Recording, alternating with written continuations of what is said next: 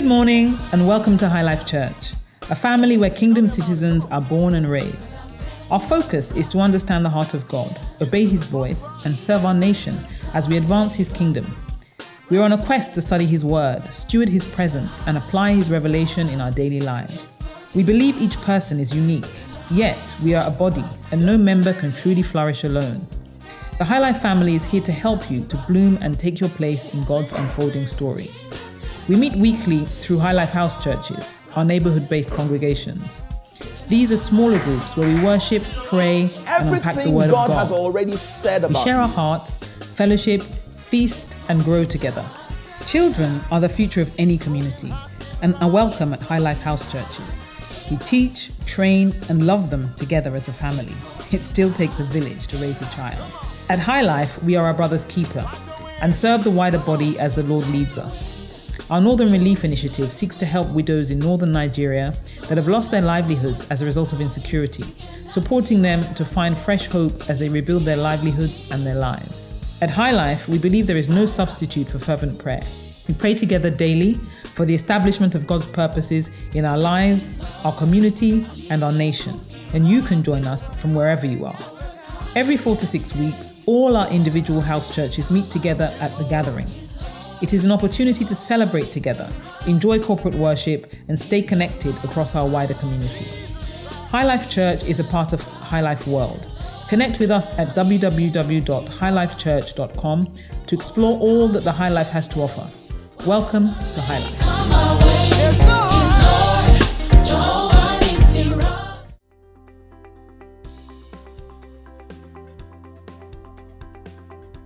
Well, good morning and welcome to High Life. It's great to have you here. These are exciting times, and it's such a great time to be alive. I trust you're well and walking in the light of the Word. You know, the Lord gives us precious revelation in order that we might walk in it. Jesus said in John chapter 5, he says, the Father loves the Son, and he shows him all things that he does. And the quality of revelation God has given us in this day is just another demonstration of his love for us. And it is as we walk in the light of this revelation that we will fulfill his will and purpose for our lives. At High Life, the Lord has led us through this exciting series on the topic of raising or becoming a people of distinction. We're a people of distinction, and our distinction is manifest as we mature in the Lord. We've gone through a journey of the distinction of character, of presence, and now we're talking about the distinction of government. And the only reason why the Lord is giving us this insight is because that is his purpose for us. And as we walk in the light of that, we will begin to fulfill the purpose of God for our lives. So last week, I spoke on the topic, the Reforming Church. And today, I'm going to be extending that thought a little bit and sharing on what I've titled Models of Reformation. Because these things we're talking about are not abstract concepts, but have been demonstrated in the lives of those who have gone before. But let's kick off from the text that I used last week, which will be our text this week, which is Psalm 85 from verses 6 to 12.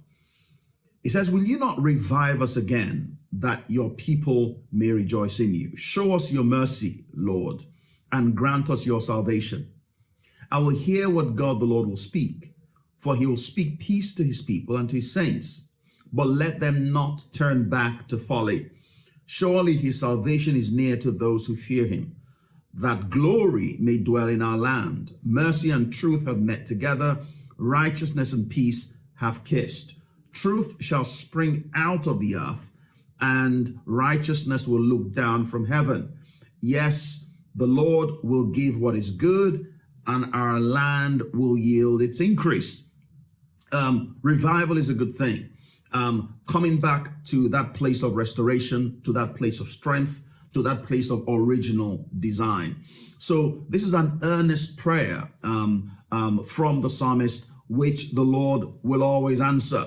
And it's interesting that when he speaks about revival, he ultimately speaks about the transformation of the earth. He says the land will yield its increase. He says mercy and truth will meet together, and righteousness and peace will kiss. Truth will spring out of the earth. You know, we talked about the fact that true revival has two components, and we used Isaiah 61 as a framework for that. You know, where Jesus said that the Spirit is upon me, and he begins to talk about what the Spirit is there for, to preach the gospel to the poor, to bring deliverance to the captives, recovery of sight to the blind. So being our rescuer, bringing redemption into our lives, bringing us into that place of freedom from the oppression of darkness.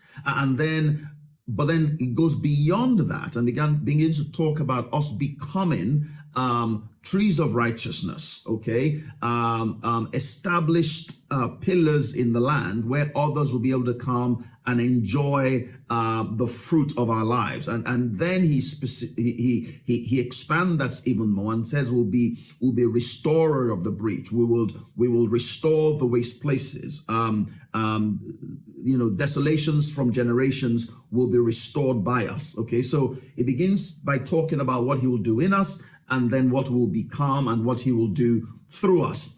So we've said that true revival has both components: the component of personal transformation, of healing and deliverance in our lives and the lives of others, but it also enters into that sphere, or it's not complete until there is institutional change. Okay, it affects the land, it affects the atmosphere, it affects the culture of the land.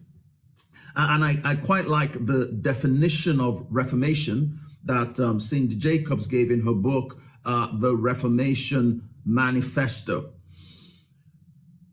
And I quote, he says, I will define reformation as an amendment or repair of what is corrupt, to build the institutions of our governments or society according to their God-ordained order and organization.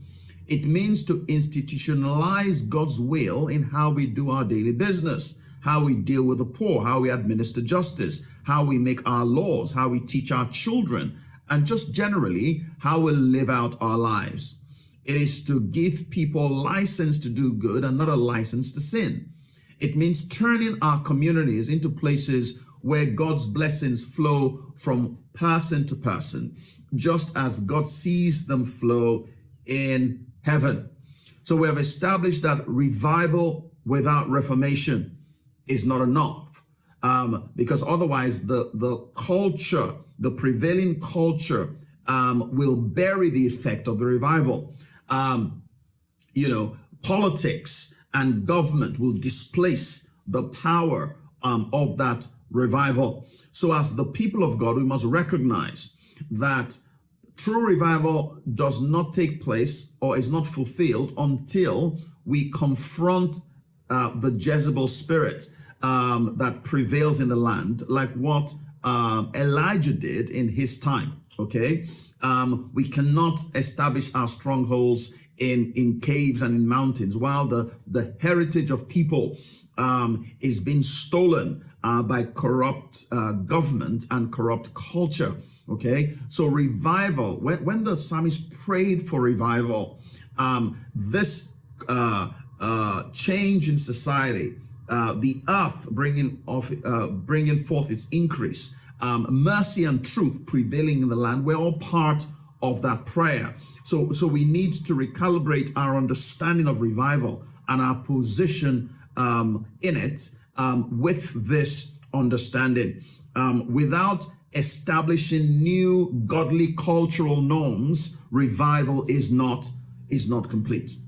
So like I said today, I want to look at examples of reformation, and from that we're going to glean important understanding that you and I will apply in our own lives and in our own society.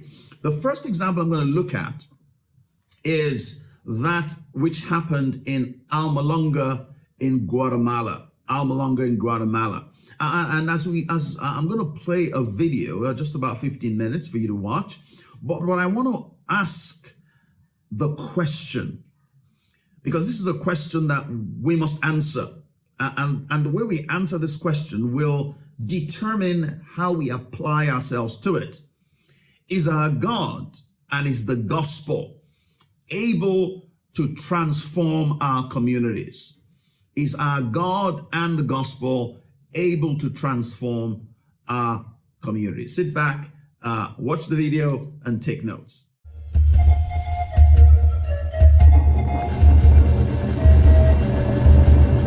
Almalonga was an extremely poor village.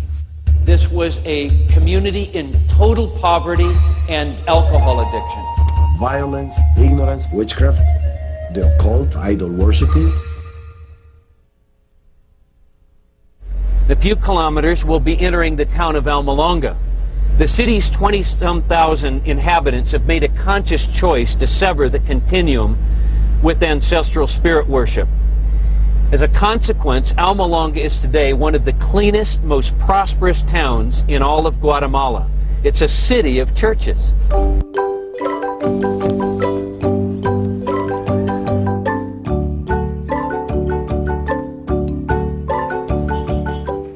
Many cite Almalonga as a world-class example of community transformation. It may very well be.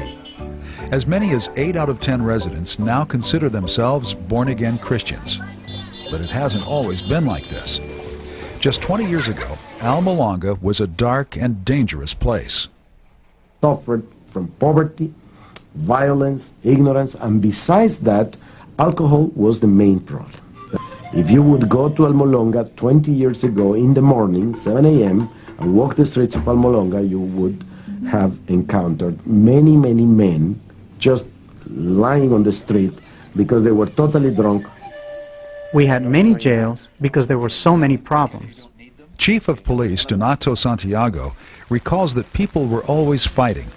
Officials built 4 jails, but even they couldn't contain the problem. Overflow prisoners were routinely bused to a nearby city. Domestic violence was especially pronounced. I talked to a woman who said that her husband would, if he didn't like the meal, that she would be beaten and just kicked out of the home. Pastor Mariano Riscaje, one of the key leaders of Almalonga's spiritual turnaround, has similar memories. I was raised in misery. My father sometimes drank for 40 to 50 straight days. We never had a big meal, only a little tortilla with a small glass of coffee. My parents spent what little money they had on alcohol.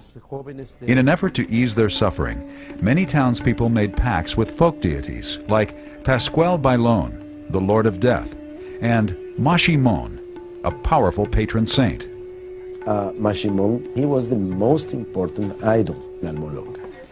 When the Spaniards came to Guatemala 500 years ago, they found that the indigenous people, they were willing to negotiate certain things. But there was one thing they were not willing to do any deal about, and that was Mashimon.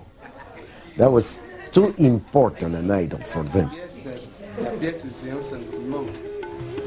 This syncretism created a powerful stronghold. Although Mashimon took on the form of a wooden mannequin, the spirit behind the idol held tenacious power over the people of Almalonga. It's just a wooden mask, but it's very powerful, a terrible stronghold that binds people. During these dark days, the gospel did not fare well. Outside evangelists were commonly chased away with sticks or rocks, while small local house churches were also stoned. Evangelical Christians were a despised minority. On one occasion, 6 men shoved a gun barrel down Mariano's throat. As they began to pull the trigger, he silently petitioned the Lord for protection.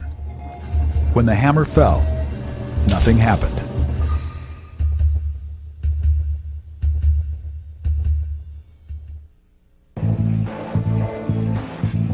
Delivered from death, Pastor Riscaje called his small flock into prayer. It was time to break the stranglehold of violence, superstition, and poverty. As the intercessors lifted their petitions heavenward, they were filled with a supernatural faith. We told the Lord, it is not possible that we could be so insignificant when your word says we are heads and not tails. We kept fasting 3 or 4 days a week, and every Saturday we held a prayer vigil. And that was what I think opened the door. People started to be delivered, men started to be saved and come to church. It was a tremendous, tremendous blessing. A revival, I would call it. And then after many signs and wonders started taking place and a lot of mass deliverances from demonic oppression, churches started growing. Is it true today that when people pray, cloudless skies will break, kings and queens will shake? Yes, it's true, and I believe it. One dramatic healing involved a woman named Teresa. A botched medical procedure had led to the onset of gangrene. Her internal organs were literally rotting. I was in a lot of pain, so much that I couldn't walk. My whole body was paralyzed and I couldn't even eat or talk. She was very sick, and her condition got worse with every passing day. There was nothing we could do, so we decided to arrange her funeral because there was no hope for her. The house was filled with family members and neighbors had gathered outside. Everyone thought she was dying. The smell of death was everywhere. They called me to arrange the funeral, and on the way there, the Lord told me to pray for her. So I just went up to her bed and said, "In the name of Jesus Christ, get up." And she rose up instantly with no sickness in her body. I felt a warmth and I saw a bright light above me. Then I opened my eyes and I saw the pastor. I rejoiced before the Lord for my healing, and I give thanks to God for my life. After they saw the miracle, my mother and all my brothers and sisters were converted. With such dramatic testimonies, hundreds began giving their hearts to Christ. When people saw that the gospel started changing lives, they started taking note. People started becoming more and more attracted to the gospel because they saw the transformation in individual lives. Now there are more than 24 evangelical churches in Almalonga, a town of just 19,000. Mariano Riscaje's El Calvario Church seats 1,200 and is nearly always packed. But the Holy Spirit's presence has not been measured by church growth alone. A walk through Almalonga's bustling commercial district reveals the impact of the revival's social transformation. Streets and buildings are named after biblical places. If foreigners find this public display of faith extraordinary, Mariano sees it as perfectly natural. How can you say that you love God if you don't show it? Didn't Paul say, "I am not ashamed of the gospel"? Where once Almalonga was peppered with bars or cantinas, 36 in all, now there are only 3. And as the drinking stopped, so did the violence. For 20 years, the town's crime rate has declined steadily. In 1994, the last of Almalonga's 4 jails closed. The remodeled building is now called the Hall of Honor. For Police Chief Santiago, these are the good times. You don't have any jails in town now? Ahora no hay ni una sola cárcel aquí en Almalonga. No hay nada. No, we don't have nothing. Because you don't need them? ¿Por qué? Porque no las necesitan. No necesitan cárceles ahora. No, porque no hay gente que cometa delito. No, because there's no people that do trouble. Sí, ya no hay más delito como antes. No, not like before. Even the town's agricultural base has come to life. For years, crop yields around Almalonga suffered from a combination of arid land and poor work habits. But as the people have turned to God, they have seen a remarkable transformation of their land. And Almalonga became a fertile valley. It is so fertile that the land is so good. They produce the best vegetables. They get as many as 3 harvests per year. They sell their vegetables to Guatemala, south of Mexico, and El Salvador. Before the spiritual turnaround, growers were exporting 4 truckloads of produce a month. Now they leave town 40 times a week. Nicknamed America's Vegetable Garden, Almalonga's produce is of biblical proportions. You have to see them to believe. A beet is 4.5 pounds. A carrot is this size. It is just unbelievable. It's bigger than my heart. It's not big. Bigger than my heart. It's the greengrocer of Alpha. Intrigued by the dimensions of these vegetables and the town's 1,000% increase in agricultural productivity, researchers from the U.S. and other foreign countries have come to Almalonga to learn their secret. But the answer is not what they expected. The wisdom that God gave the farmers in Almalonga produced better crops than the scientific methods yielded. And the farmers constantly give the glory to the Lord for producing the bountiful harvest. Before, when we harvested the radish, it would take up to 60 days. But when God came into town, it only took 40. And now, quite often, it only takes 25 days to harvest. You can see a parallel between the people's faith and improving soil. At the same time people started believing in Jesus Christ as Lord and Savior, the vegetables started growing. Once people were set free, they started working. Once they began to work, they gained financially. They started working the land better, and the land started producing better. Farmers pay cash for large Mercedes trucks and then emblazon them with Christian phrases. It is wonderful, and it is the result of the gospel transforming the community. Idolatry and superstition have fled, leaving behind a people dedicated to fervent worship and honest labor. Traditional stoicism has given way to heartfelt exuberance. Or what you have is 20 Protestant churches, very active, very militant, and very involved in praise, worship, deliverance, and so on and so forth. Despite their success, believers in Almalonga have no intention of letting up. Many fast 3 times a week and continue to assault the forces of darkness through prayer and evangelism. As neighboring towns celebrate the Day of the Dead, the people of Almalonga turn out in mass to honor the living God.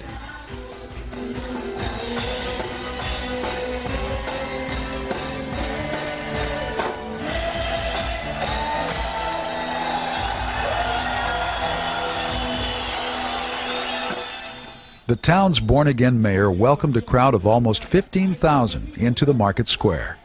They gathered to pray for a continued expansion of the gospel in their valley and around the world. The price we pay for this is holiness and consecration. Prayer and fasting gives us victories over principalities. It wasn't a theological preparation, it was simply throwing ourselves to the Lord. I think in many cases when we talk about community transformation, we have a battle with unbelief. Is our God and is the gospel powerful enough to truly impact our community? Almalonga teaches us yes. You had a community given to idolatry, witchcraft, alcoholism, disruptive families, and now you have a community transformed. And that's a good picture to us that yes, God can do it there and He can do it in my community. God has lifted us and we need to take advantage of this opportunity. We are a generation that God is going to use in the transformation not only of our community, but the whole world. It is a beautiful spectacle to go and see the effect of the gospel, because you actually can see it. And that's what we want for our communities, for our cities, and for our nations. Now that was an interesting account, a very powerful testimony, wasn't it? And I think that the question has been clearly answered. Our God and the gospel is able to transform our communities. And the reason why that transformation took place really came down to what the church did. You know, Ephesians 1 says that the church is the venue, or the vehicle through which God is seen and heard, and He fills everything with His presence. The church in Almalonga, like the reporter said, very passionate, very militant. They took a position, and we saw how the gospel changed lives and the revival received fruit, not just in individual lives, but institutional frameworks were changed.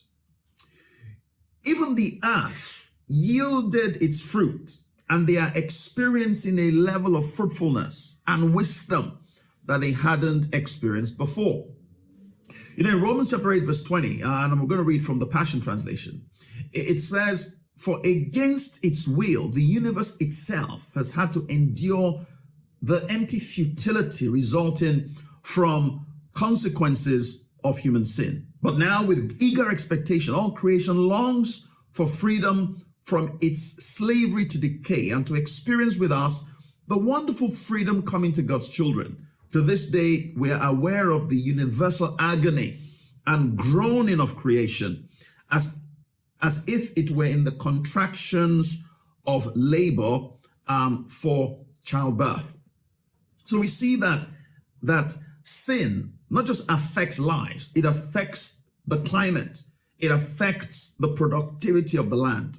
A lack of wisdom affects what we're able to access, and that would nourish our people. Okay, and we see how the gospel penetrated all those dimensions as true revival came. You know, there's a phrase here that for me really captured the essence of this testimony. It says, once people were set free, they started working. Once people were set free, they started working. Once they began to work, they gained financially. They started working the land better, and the land started producing better. Once people were set free, they started working. Wow. Wow. You know, it reminds me of what Paul said to the Ephesians. You know, he said, those that stole shall steal no more. Let them work with their hands that they'll be able to give to others. Once people are free, so if people are not working, if people are not being industrious, if people are not being excellent in their business, are they really free? Have they understood what revival is? Have they understood what transformation is? If our lives are not transformed, if our work ethic is not transformed, if the way we engage with society is not made more potent, if we are not more, if we are more passive than active, has true reformation, has true revival taken place? Clearly not. Our God is powerful enough to transform our communities, and the gospel is powerful enough to transform our communities, but the church must understand its mandate and take a position. We see about a life of holiness, we see about fasting, but everything applied not just towards personal transformation, but the societal change. Yeah, that is true revival. I'm going to examine another model, okay? Another model, and this is in the life of William Wilberforce, who is a very common historical figure, and the Clapham sect, which was the group that he was involved with, and we'll talk a little bit more about that. Now, I've extracted this from a book by a dear friend of mine, Pastor Femi Ogubanwo, and the book is titled What About Community? And this is a book that I would highly recommend because I believe it has models of the kingdom and how you and I are going to take our position as a vibrant community to change the world around us. You know, William Wilberforce lived from 1759 to 1833, and is probably best known as the forefront name in the abolition of the slave trade. However, William Wilberforce did not act alone in his abolition efforts. A group of friends, what started as a simple group of friends, became known as the Clapham sect and became one of the most influential groups of evangelicals known in Britain. Now, the Clapham sect was named after a village just south of Westminster in London. And Clapham grew to become a home for reformers and comrades. The group was sparked by friendship between William Wilberforce, Eliot Thornton, and Henry Thornton.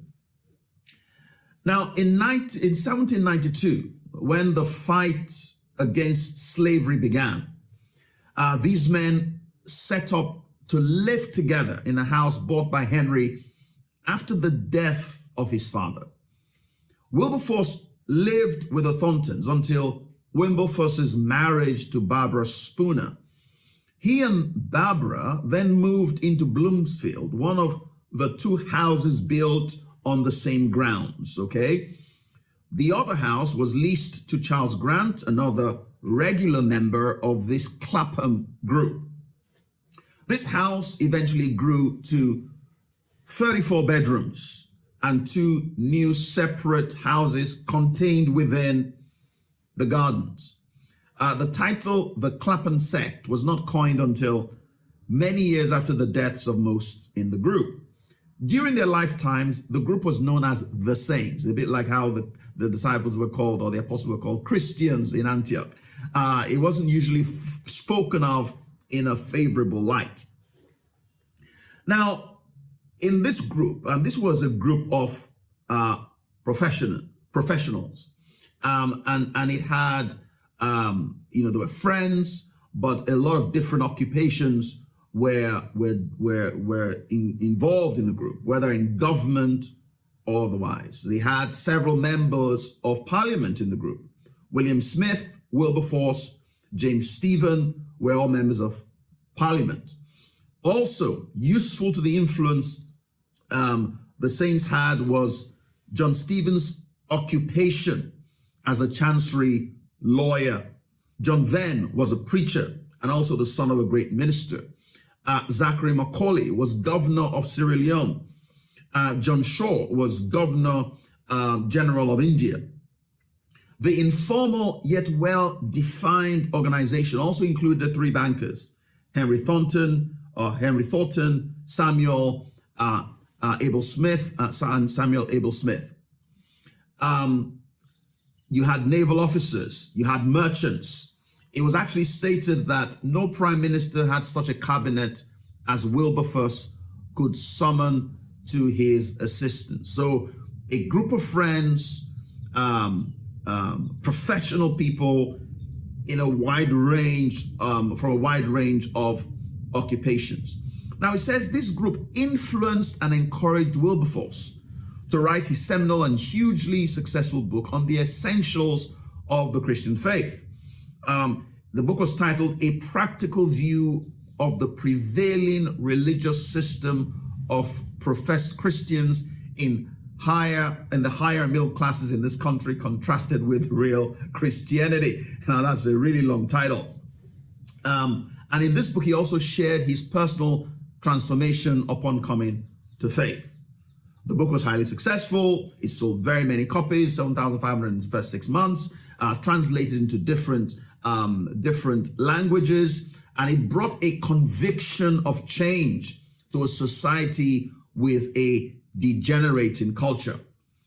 William Wilberforce and his closest friend, Henry Thornton, intentionally called a group around them for support, pushing through his motion for abolition. They desired to apply their faith to Jesus Christ to personal, social, political, national, and international matters, believing they were representatives and faithful stewards of God's kingdom.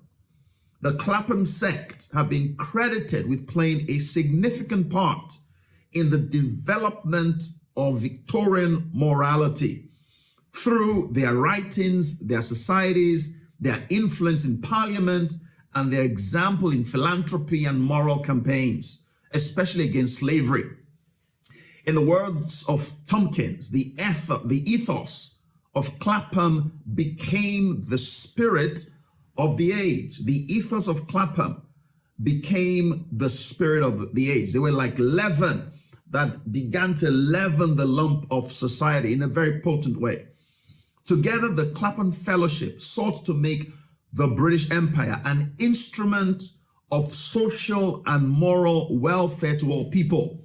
Throughout their time together, they remained remarkably committed to these goals. The projects they did were not just limited to slave trade abolition or reformation of manners. They founded the colony of Sierra Leone to have an accommodation for freed slaves.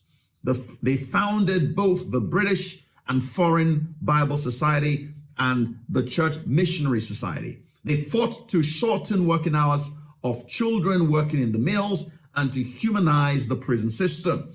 The group are described by historian Stephen Tompkins as a network of friends and families in England, with William Wilberforce as its center of gravity, who were powerfully bound together by their shared moral and spiritual values, by their religious mission and social activism, by their love for each other, and by their marriage. A unique feature of the Clapham sect was the desire to live with one another or in close proximity to each other.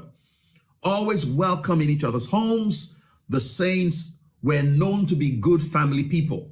In spite of the Clapham sect's many crusades, life in many ways was centered around their homes, with family and friendships as priorities. This was undoubtedly one of the group's important sources of vitality.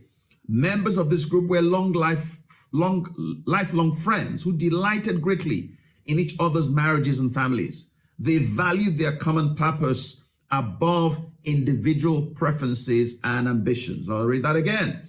It said they valued their common purpose above individual preferences and ambitions, integrating each other's passions into the common purpose.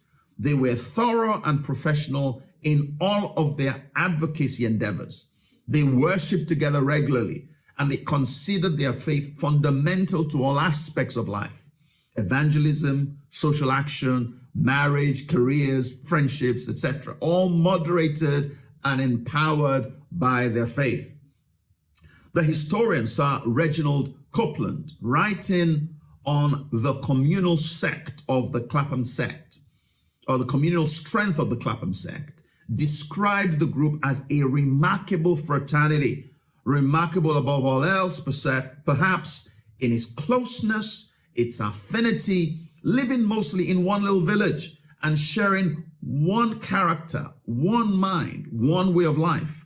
They all devoted their lives to the service of others. They were indeed what Wilberforce meant by true Christians. Now, doesn't it remind you of the book of Acts and how the apostles lived? These were friends. Their fellowship, grew out of their common purpose and their shared values. And they were positioned, they were very intentional about why they were coming together, and they impacted society. Very often in our day to day, when we have churches, we have church gatherings and church fellowships that are just about that.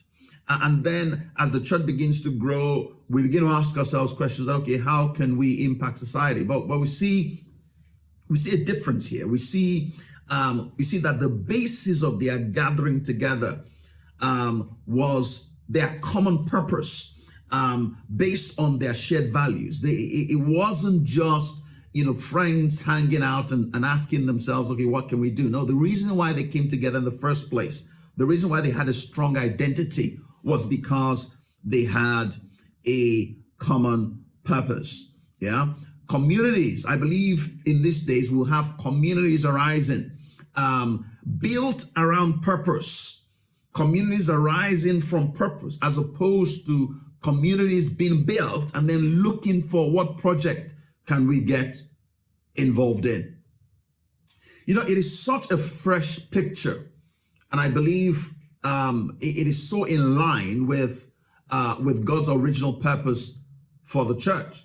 You know, when he said to Peter in Matthew 16:18, upon this bedrock of revelation as king, I will build my church, and the gates of hell will not prevail against it. And we've looked at the Passion Translation rendering of that, which says, I will build my legislative assembly. And then he says, I'll give you the keys of the kingdom. You will be my ambassadors. You'll be my representatives. You will bring heaven into the earth. And you will become a potent force in the earth that no structure of darkness will be able to stand against you. We know from that passage that Christ's intention of the church, his vision of the church, was never to become a religious organization. It is meant to be a potent force of spiritual life in the earth, bringing heaven to the earth. Our gatherings are meant to empower us to go out and do war and become victorious in the war of society. The church has left the building. That model of a church identity that is based on gatherings and just growing gatherings is not the purpose of God for the church. Thank God for our gatherings, but the life of the church is meant to be primarily in framing society with a life of God that has a free expression through us. I believe that communities will arise where they would live in close proximity to each other, centered around their central purpose. Communities will have specific objectives that they are coming around to fulfill. You know, in Jeremiah 51 verse 20, the Lord said that you are my battle axe and weapons of war. For with you, I will break the nation into pieces. And we see that in the life of William Wilberforce and the Clapham sect. We see how God framed them into a battle axe that he could use for war to demolish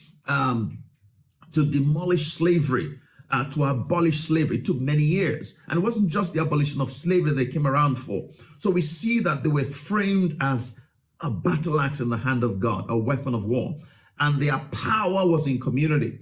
You know, in Psalm 133, the Bible talks about the blessing of God being upon a people that are in unity.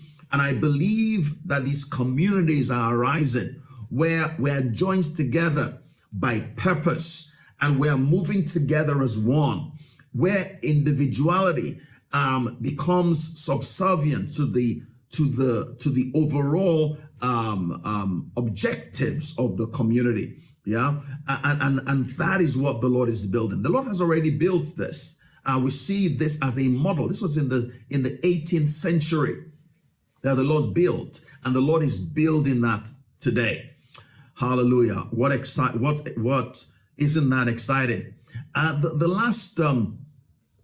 last model I want to show you, I want to examine, is an example of a business as a model of Reformation. And this is quite a very interesting one, just like all the others, really. But it brings out another aspect of what we're discussing. I want to talk briefly about the history of Guinness and the Guinness brand. I am not a Guinness drinker, yeah, but this is just a historical. I want to examine the history of, or the origins of the Guinness brand, but specifically the Guinness family and Arthur Guinness. You know, it may come to you as a surprise that Arthur Guinness, and I'm reading this from the book by Stephen Mansfield, The Search for God and Guinness. And I would recommend the book highly.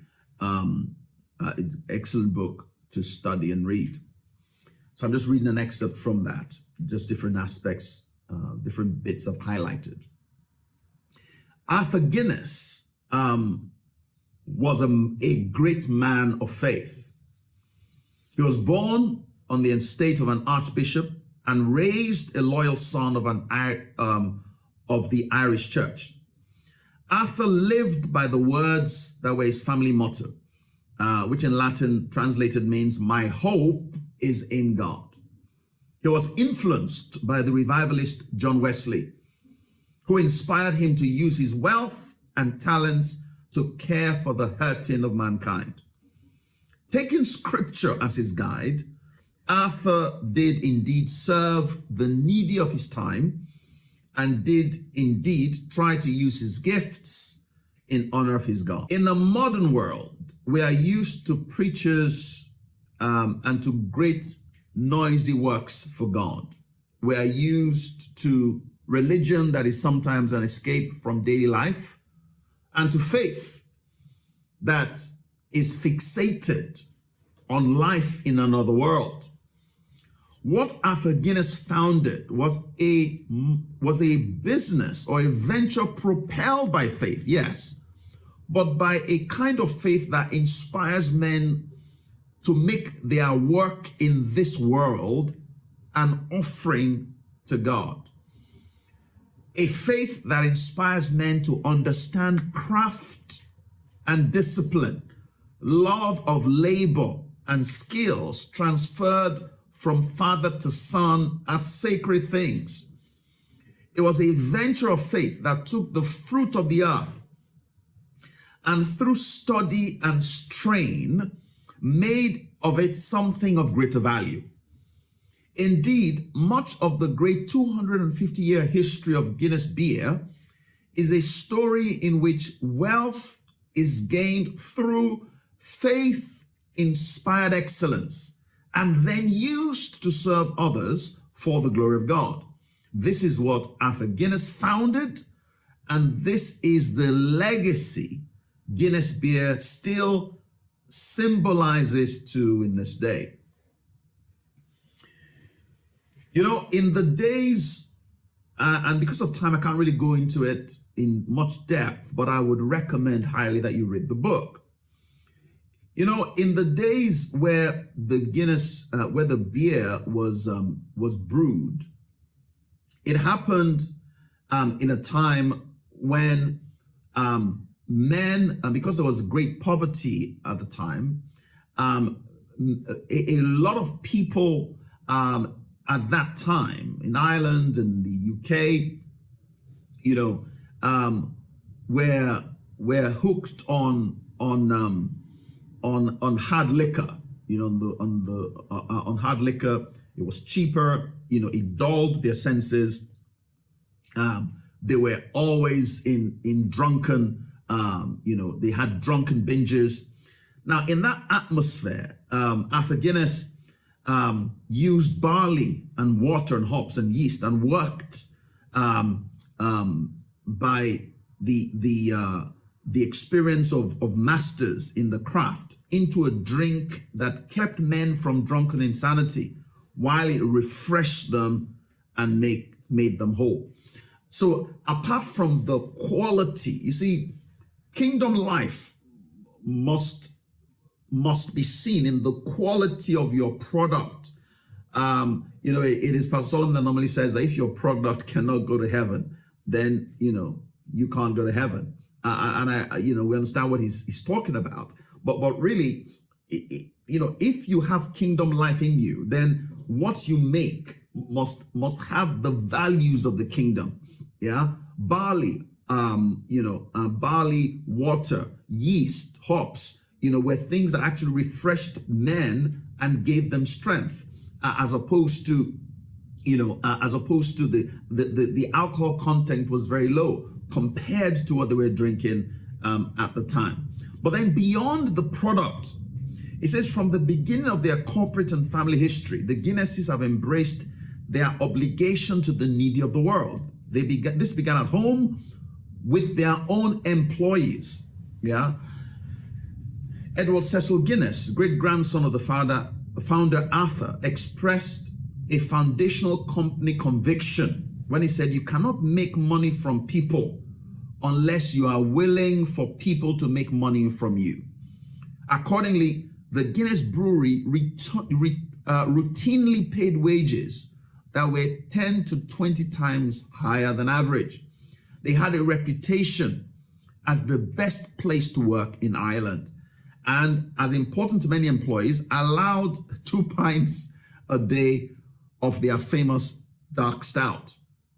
Moreover, the benefits the company gave its employees surpassed those even envisioned by modern companies like Google and Microsoft. Consider the snapshot provided by a Guinness Company report in 1928.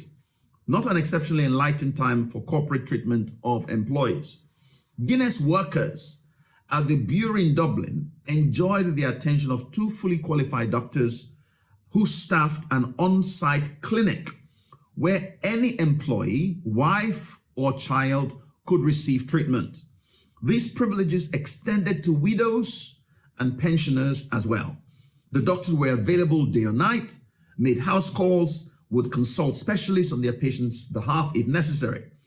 There were also 2 dentists available to employees, 2 pharmacists, 2 nurses, a lady visitors who assured healthy conditions in their workers' homes, and a masseuse, believe it or not.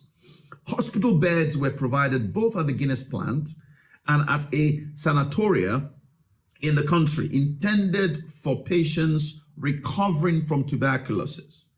This was only the beginning. Retirees from the Guinness establishment received pensions at the pleasure of the board without having to make contributions of their own. This benefit extended to widows as well. If an employee or an employee's family member died, the company paid the majority of the funeral fees. To improve the lives of the employees, the company provided a savings bank on site, contributed to a fund from which workers could borrow to purchase houses. To make sure that life in those homes was all it could be, the company also sponsored competitions to encourage domestic skills with cash rewards for sewing, cooking, decorating, gardening, and heart making. Lastly, concerts and lectures were provided for the wives of workers in the belief that the moral and intellectual level of a home would rise only to that of the mother or wife who lived there. Isn't that amazing? Now, you could tell that these things were not done just so that they could have happy workers and make more money. Because one of the philosophies of corporate life typically is that you pay people as the least you can pay them to avoid them from leaving. So basically, it wasn't. You could see that they could have done a lot less and still kept these guys, but there's a philosophy that governed their actions. Okay, this was a kingdom philosophy. It was not about making money, just making money. It was about impacting the society in which they lived. It was about taking care of all those that worked with them and all those that they served, and the quality of the product and in the conditions in which they operated their business. Now, it's interesting that when historians look at the Guinness family, historians typically break it down into three strands. You have the Guinness, the brewing Guinnesses. Then you have the Guinnesses, the banking Guinnesses, and then you have the Guinnesses for God. Yeah, the Guinnesses for God, because from the Guinness line also came a very strong group of missionaries in society. Now, the challenge with this, the way historians typically classify them, the brewing Guinnesses, the banking the banking Guinnesses, and the Guinnesses for God, indicates something that I believe that we need to address, because it's like those that were called the Guinnesses for God were those that were in Christian ministry or in missionary work. And at the heart of the matter that's been discussed here is that work, the question is, work that is not specifically religious.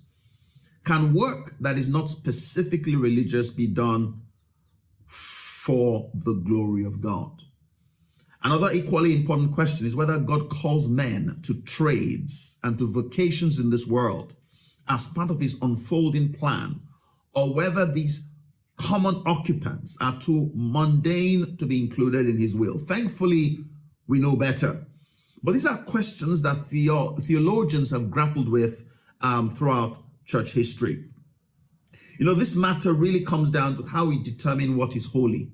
In other words, what in this world is set apart for God.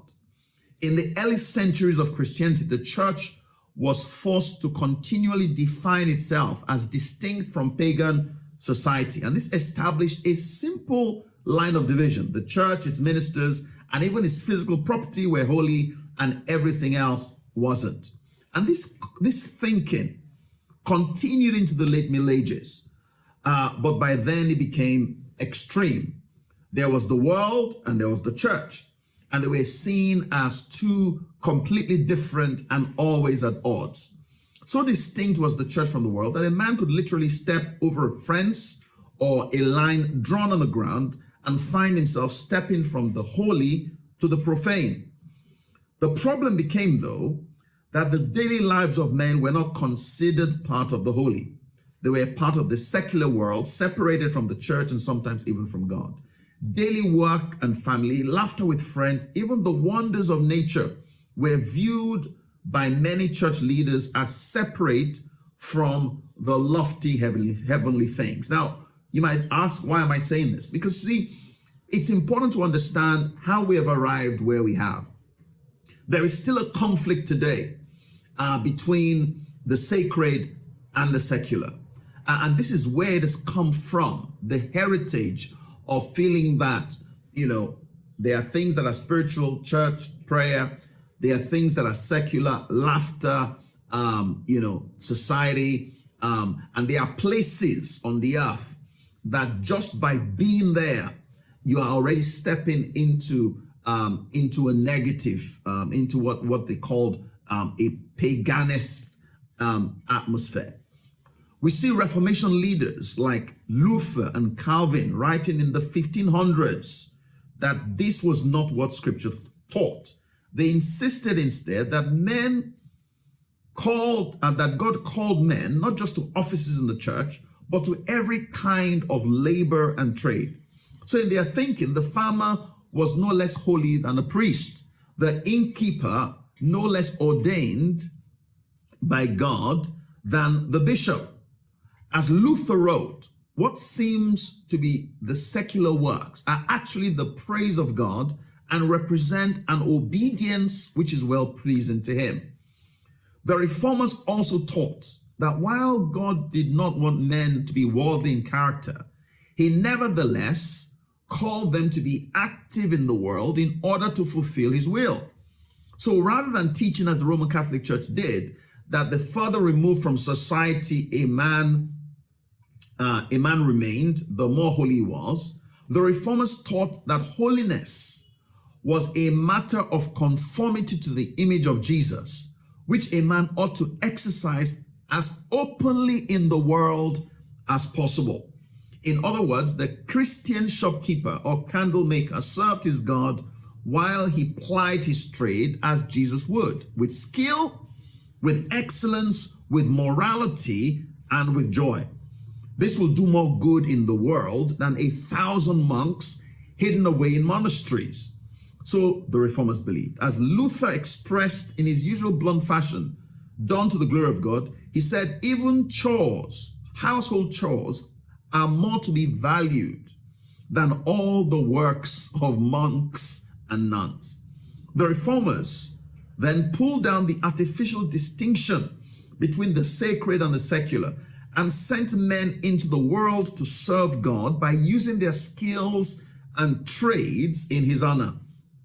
This Protestant ethos of work found its way into the lives of the Guinnesses through the deeply reformed faith of the first Arthur Guinness and certain of his descendants. Many of them understood that brewing could be done as a holy offering, as a craft yielded in the service of God. They did not see themselves as secular,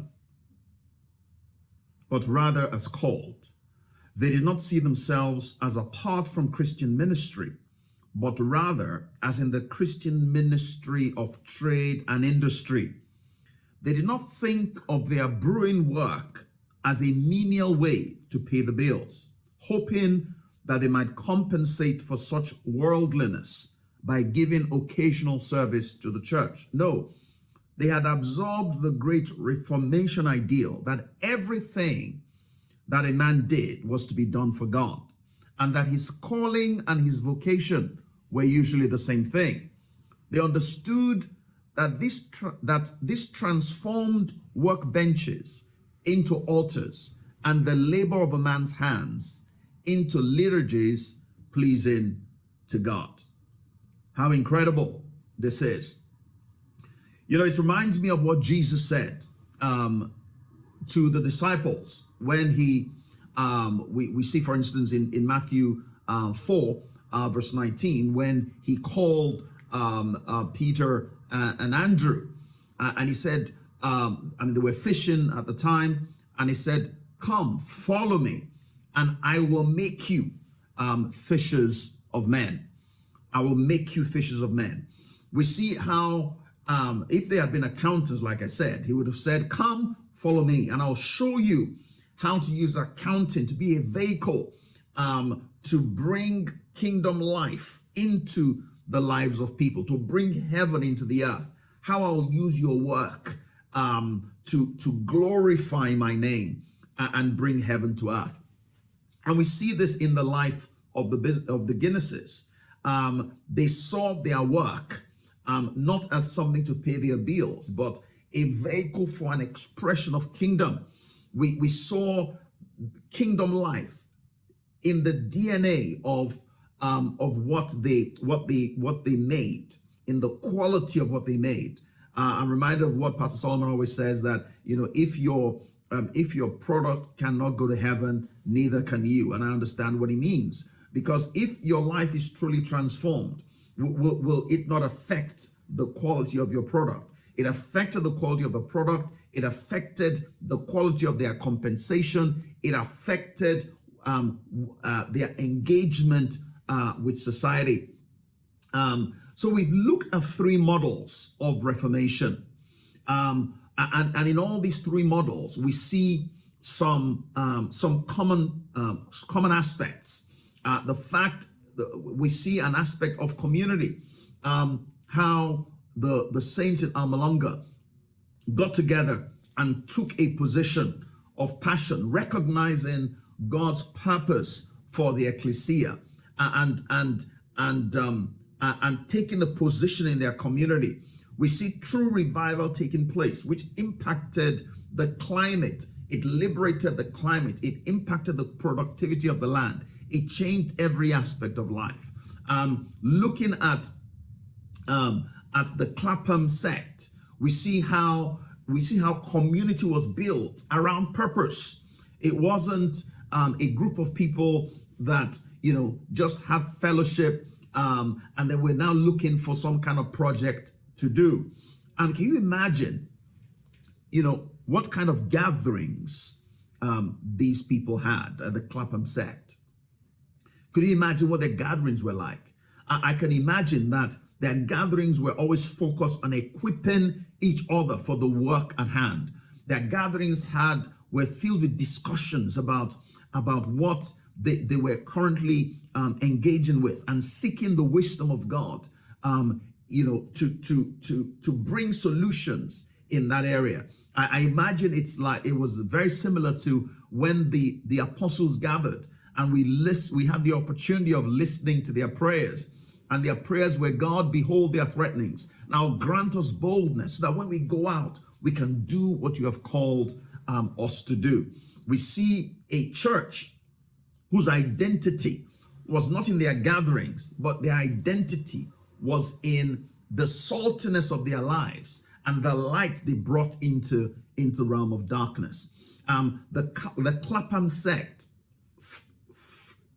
transformed Clapham, but more importantly, God used them as a battle axe and weapon of war to execute his judgment in the earth. And lastly, we see business as a vehicle for kingdom, and how God will bring transformation into the lives of people, will bring transformation into culture, and will make kingdom values cultural norms. Yeah, how wonderful this is. As we examine these models of reformation, we must recognize that these are not new things. This is what the gospel has always been. We see the conflict between the Roman Catholic Church and the Reformers, and we know that the Reformation theology is the foundation. I mean, is the expression of true kingdom life. There is no dimension in human life that Christ does not claim as his, that rightfully as his. There's no sphere that his lordship and kingdom thought and life is not meant to dominate. So this ought to give us pause in terms of how we are, what our Christian experience, which aspect of our Christian experience is, or our Christian life is our theology impacting. Are we truly saved if our salvation does not change the way we do life and the way we do business?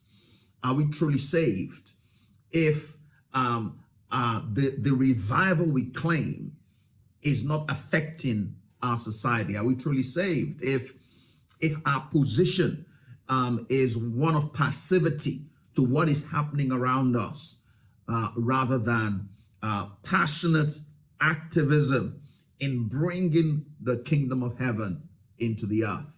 Are we truly his ambassadors to our businesses, to our land, and to our culture?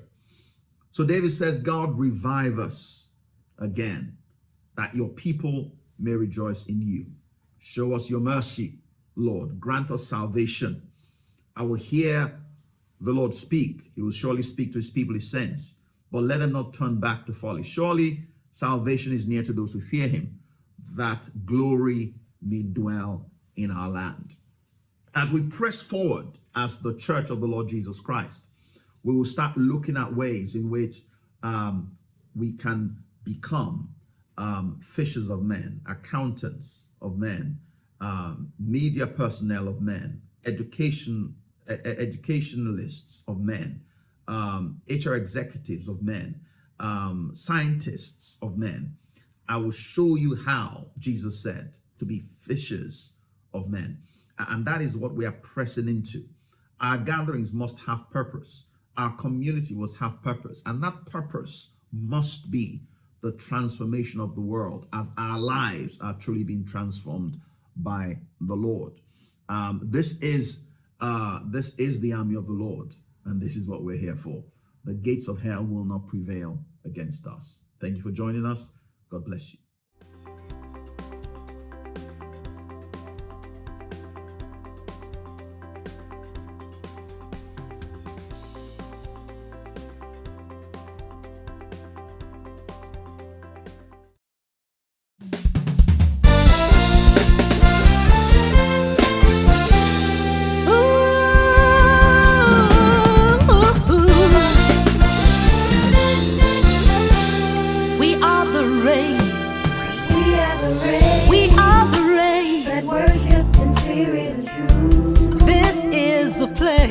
This is the place